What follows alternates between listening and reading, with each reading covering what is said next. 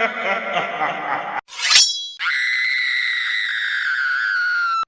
il est tout le monde 16 heures, les amis, aujourd'hui on se retrouve pour une nouvelle vidéo.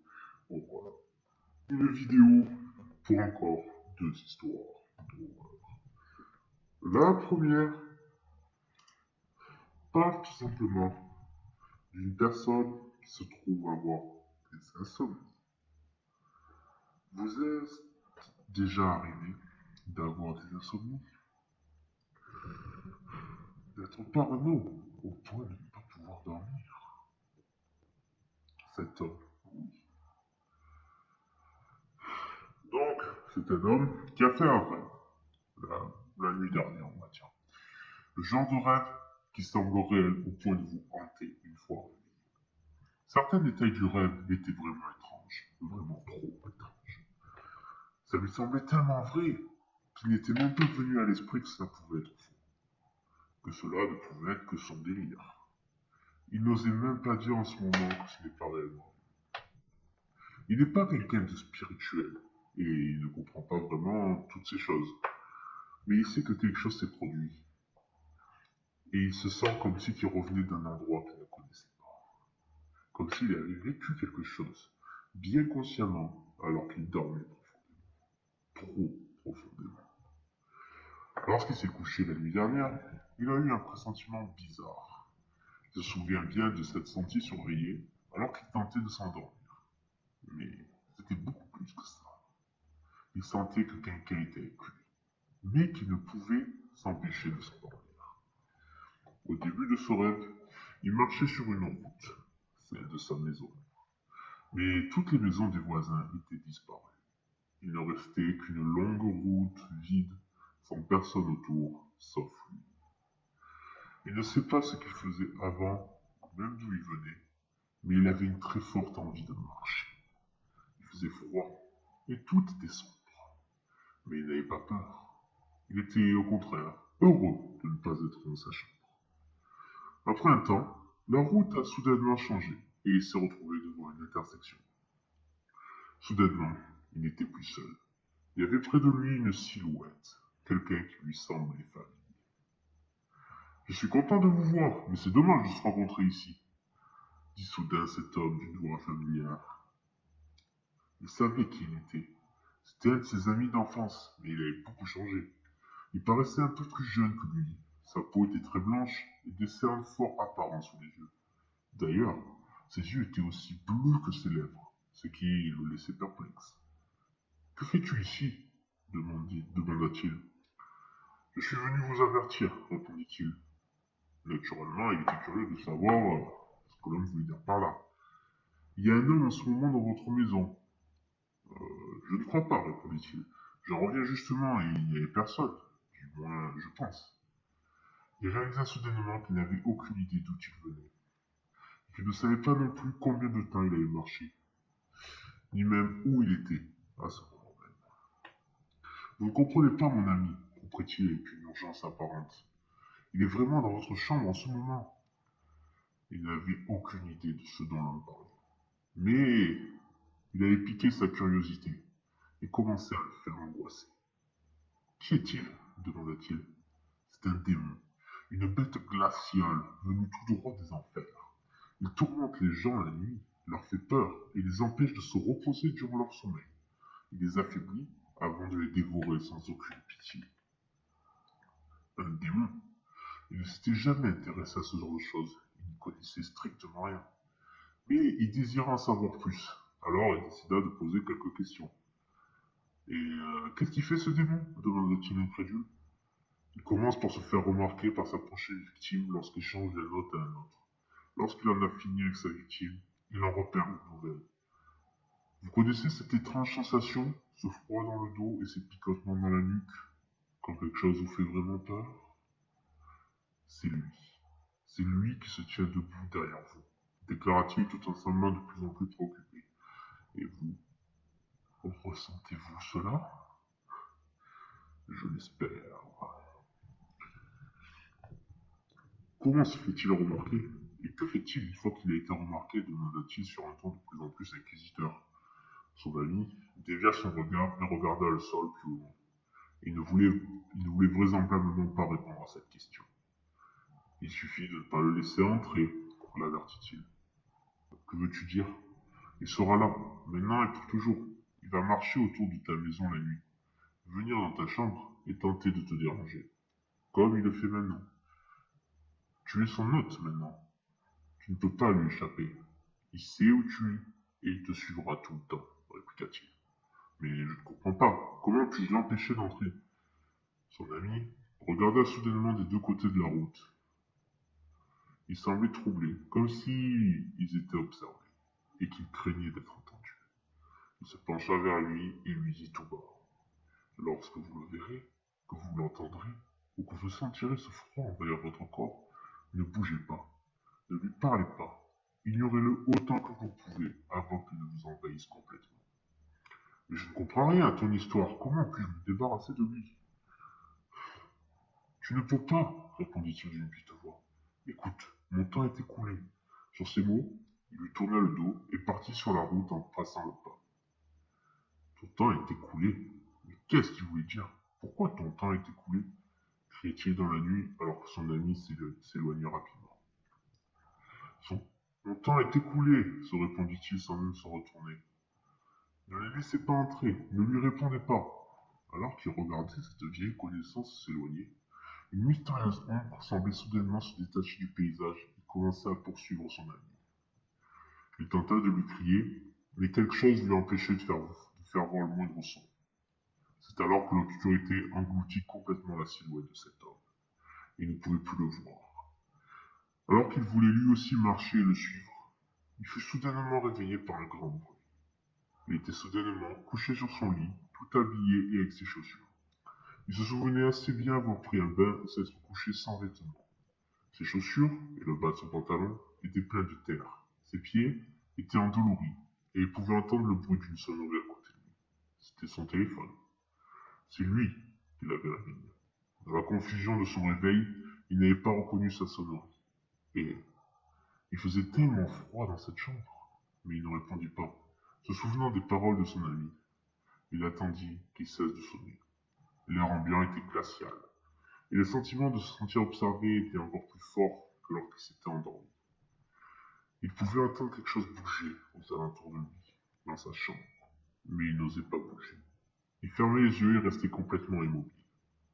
Finalement, il entendit des pas, comme s'il marchait par un couloir invisible, et à mesure que les pas s'éloignaient, la température revint tranquillement à la normale. Il ne sait pas ce qui s'est passé à son réveil, mais si cette chose est réelle, comme son ami l'a dit, il craint qu'elle revienne ce soir. Peu importe ce qui est arrivé à cet homme, il espère seulement que les gens se souviendront de son avertissement. Si en lisant cette histoire, vous ressentez un froid étrange, ne vous inquiétez pas. Si vous entendez des bruits étranges dans votre maison, ignorez-les. Vous ne pouvez pas vous permettre de le laisser vous trouver. Ne le laissez pas entrer. Ne lui répondez pas. Alors, dites-moi, pensez-vous vraiment qu'il y avait quelqu'un? Est-ce qu'il se pourrait que ce soit un cambrioleur? Ou est-ce vraiment un démon? Et vous, faites-vous des rêves qui semblent plus réels que la réalité? Et vous, rêvez-vous du nombre qui est dans votre chambre? Si oui, malheureusement, je ne peux rien pour vous. J'espère juste que vous partirez vite, sans souffrir. C'est comme ça qu'on aime le mieux partir. La deuxième histoire. Donc, c'est un homme qui raconte son enfance et il dit que quand il était jeune garçon, il y avait un vieil immeuble en ruine au bout de la rue où il vivait. Tous les enfants du quartier se gardaient bien de jouer près de cet immeuble, car tout le monde connaissait la rumeur qui entourait ce lieu. La bâtisse était hantée. Pour changer, les murs de béton du vieux bâtiment à 2 étages étaient tout craquelés et tombés en ruine. Les fenêtres étaient depuis longtemps brisées, et les débris de verre jonchaient le sol à l'intérieur. Un soir, afin de tester leur courage et faire la preuve de leur bravoure, son meilleur ami, Nathan et lui, décidèrent d'explorer l'effrayante demeure. Ils s'y introduisirent par une fenêtre béante à l'arrière de l'immeuble. L'endroit était repoussant de saleté et une couche de boue recouvrait le sol. On pouvait deviner d'ici et là les vestiges d'un parquet en bois. Occupés à s'épousseter, ils jetaient un coup d'œil à la pièce dans laquelle ils se trouvaient. Soudain, leur regard se figea sur le mur face à eux, où quelqu'un avait écrit en lettres capitales blanches près du plafond. Je suis mort. Sans doute une blague d'une bande d'ados pour effrayer les plus petits, dit-il pour se rassurer. Ouais, sans doute, répondit nerveusement Nathan. Puis ils reprirent leur exploration des différentes pièces du rez-de-chaussée. Dans une pièce qui devait autrefois tenir lieu de cuisine, ils découvrirent une nouvelle inscription sur un mur. Je suis dans une chambre, à l'étage. Ils s'engagèrent donc dans l'escalier, dont les marches en bois pressaient sinistrement sous chacun de leurs pas. Ils menaient la marche, Nathan sur ses talons. Il n'était pas effrayé, mais il commençait à le devenir tout de même. Il se sentait un peu nerveux. Arrivés en haut des marches, ils bifurquèrent à gauche et longèrent avec précaution un étroit couloir. Arrivés au bout, ils faisaient face à une porte close, surmontée d'un nouveau message de mauvaise augure. Vous me trouverez dans cette chambre. Derrière lui, il pouvait sentir Nathan trembler de tout son corps. De son côté, il avait vraiment peur maintenant, mais hors de question de le montrer à son ami. Il se dit alors qu'il n'irait pas plus loin, mais il insistait tout de même pour continuer, le rassurant comme il pouvait en lui disant qu'il n'y avait rien à craindre. Ce n'était qu'une blague. Il tourna la poignée de la porte qui s'ouvrit, dans un grincement des plus lugubres. Et ils entrèrent dans une pièce totalement vide. Et il n'y avait que deux portes de chaque côté de la chambre, et en face d'eux, une nouvelle prédiction sur le mur.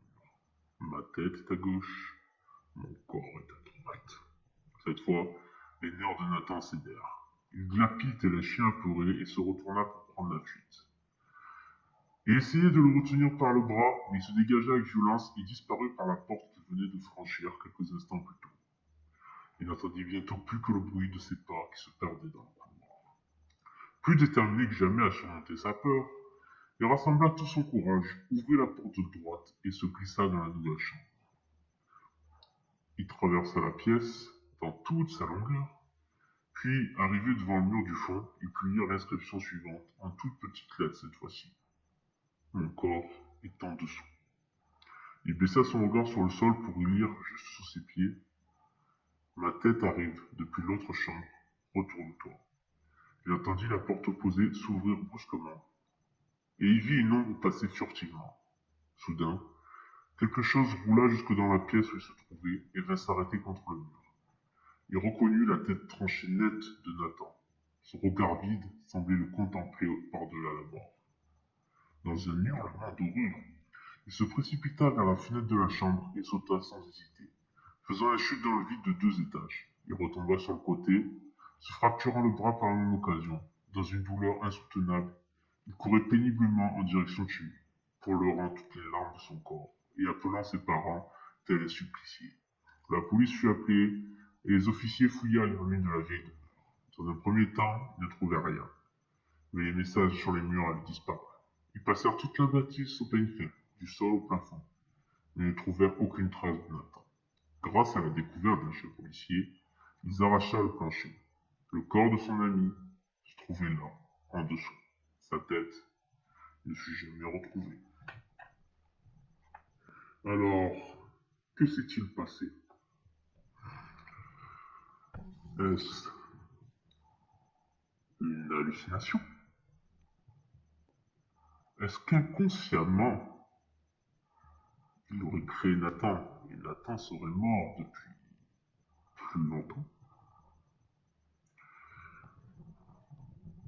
Ou Nathan, en fuyant de cette pièce, est tombé sur quelque chose sur lequel il n'aurait pas dû tomber?